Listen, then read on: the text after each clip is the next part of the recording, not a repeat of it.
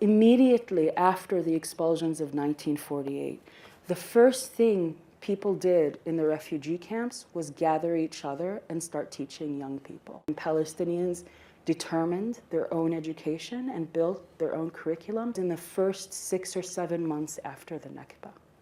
Those 7, 8 months resulted in a blossoming of experimentation by teachers who were so constrained by mandate educational demands and had not yet been incorporated into the ministries of education and the UN. That was a moment of a decolonial education realized. And you see glimmers, and you return and you see glimmers of it every now and then in the way teachers create after-school clubs, the way they sit under trees with students during the first Intifada, the way they try to craft alternative spaces even within the confines that aims to constrain their voice and their political will.